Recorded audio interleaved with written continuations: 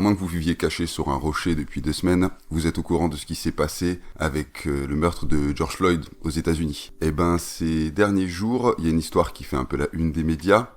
Le shooting de Mr. Brooks, Rayshard Brooks, à Atlanta, par 2 policiers. Et bah, je vais vous parler un petit peu de ça là, dans cette vidéo, faire un petit point sur tout ce qui s'est passé. On va analyser les images et tirer une petite conclusion de tout ça. Et voilà.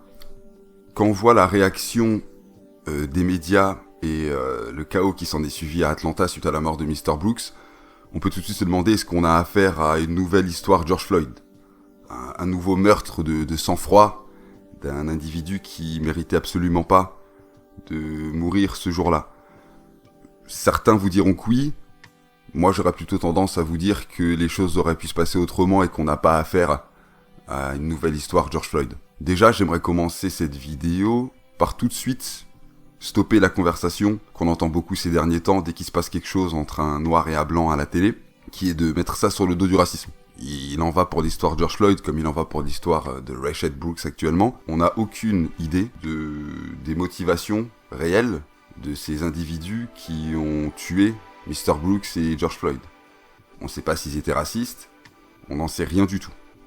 Donc de systématiquement vouloir interpréter toutes ces interactions comme des interactions racistes, non, c'est pas ce que je vais faire. Libre à vous de voir les choses sous cet angle-là, mais tant que j'aurai pas de preuves concrètes que les individus qui s'en sont pris à Mr. Brooks et à Mr. Floyd sont racistes, je partirai pas de ce point de vue-là.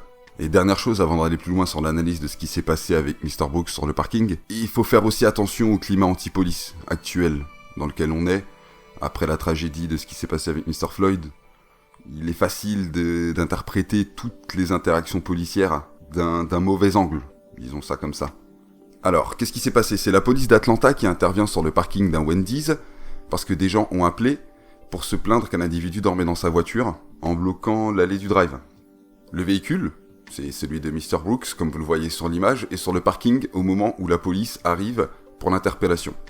Ils entreprennent alors de réveiller Mr. Brooks, en tapant sur sa fenêtre pendant quelques instants. Celui-ci se réveille, et s'ensuit alors une conversation un peu moins de 10 minutes, entre les 2 policiers et Mr. Brooks, cordiale, respectueuse. Mr. Brooks admet qu'il a bu quelques verres, et les policiers font ensuite les tests d'alcoolémie classiques qu'ils font dans l'état de Géorgie, aux États-Unis. Suite à la batterie de tests, les policiers en concluent que Rayshard est plus en état de prendre la route et représente un danger pour la population. C'est alors à ce moment-là qu'ils décident de procéder à son arrestation, et c'est à ce moment-là que tout part en fait. Dernière chose aussi, avant qu'on commence à analyser les images de ce qui s'est passé pendant l'interpellation, et vous inquiétez pas, je montrerai pas les images des policiers en train de tirer sur Mr. Brooks. Pour répondre tout de suite à ceux qui disent qu'il était juste bourré dans sa voiture, fallait le laisser dormir, il aurait pu rentrer chez lui après. Déjà, c'est facile à dire, parce qu'on sait comment l'histoire s'est terminée et qu'il s'est fait tirer dessus par la police, mais les policiers peuvent pas, selon la loi même de leur état, laisser Mr. Floyd rentrer chez lui alors qu'il est bourré derrière son volant, même si le moteur de la voiture était éteint.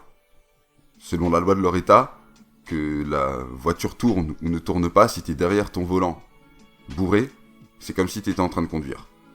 Donc il faut l'arrêter.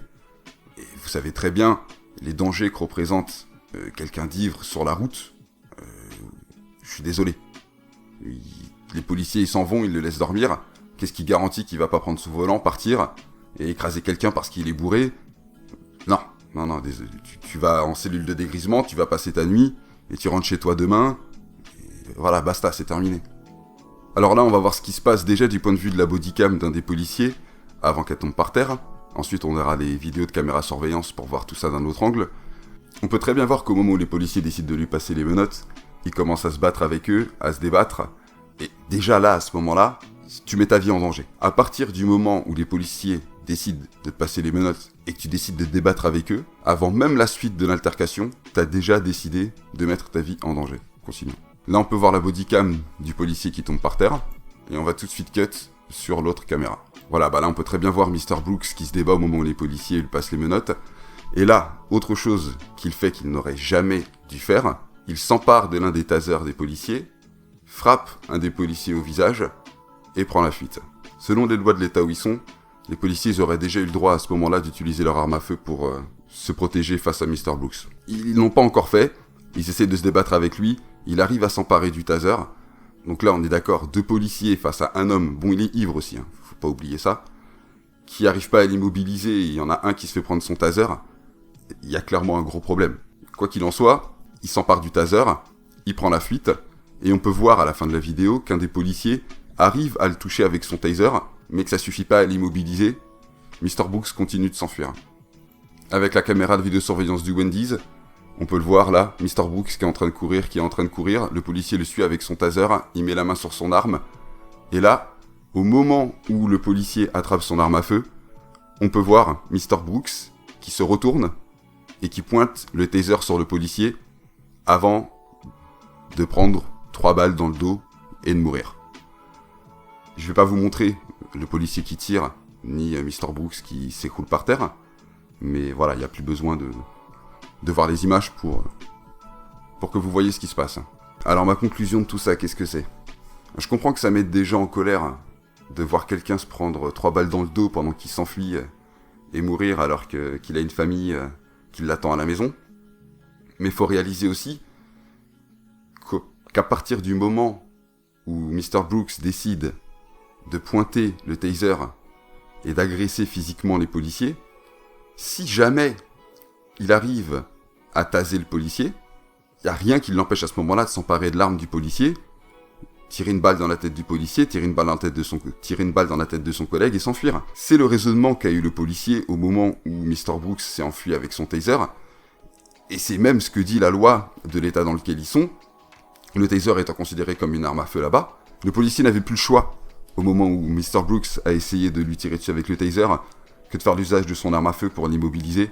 Après, on peut débattre du fait qu'il ait tiré 3 balles dessus. Oui, une balle, ça aurait pu suffire, peut-être. Ça, j'en sais rien, je suis pas à sa place. Il y en a certains qui diront qu'il aurait jamais dû lui tirer 3 fois dessus. Une seule fois, ça aurait pu suffire. Il aurait dû le laisser s'enfuir. La situation aurait jamais dû en arriver là, pour commencer. Cut. Il aurait juste dû se laisser interpeller, faire sa nuit en cellule de dégrisement, voir le juge le lendemain au pire, prendre son amende, rentrer à la maison. Il a eu tout faux, de A à Z. À partir du moment où ils ont essayé de lui passer les menottes, il a eu tout faux. Il s'est débattu, il a pris un taser, il a mis une patate à un des policiers, il s'est enfui, et pendant sa fuite, il s'est clairement retourné pour essayer d'immobiliser un des policiers avec un taser. Je suis désolé, il faut avoir de la compassion pour cet homme et surtout pour sa famille qui se retrouve aujourd'hui sans père, mais il y a une leçon à retenir de tout ça. Et la leçon, c'est pas les policiers, c'est tous des connards qui veulent juste tuer les blacks dans la rue. Je suis désolé. Dans le climat actuel, surtout dans le climat actuel, je conseille à tous les gens qui se retrouveraient dans une situation avec la police, qu'ils soient en tort ou qu'ils aient raison, de juste obéir à ce que la police dit et de pas vouloir jouer au cow-boy, parce qu'il n'y a rien à y gagner.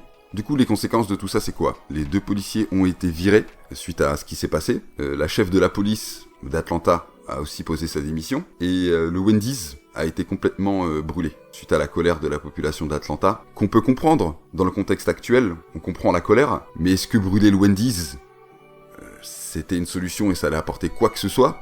Absolument pas. Je peux pas soutenir ça. Donc maintenant, dites-moi ce que vous en pensez. Je suis curieux si vous avez un avis sur ce que je vous ai dit, sur le sujet. Vous savez où ça se passe. Vous lâchez un commentaire. Abonnez-vous si ça vous intéresse. Il y a d'autres vidéos de ce genre qui vont arriver sur l'actualité, sur ce qui m'intéresse moi. Si ça vous intéresse, vous, tant mieux. Si ça vous intéresse pas, tant mieux aussi. Merci d'être là. Merci d'être resté aussi longtemps. Lâchez un like. Abonnez-vous. Peace.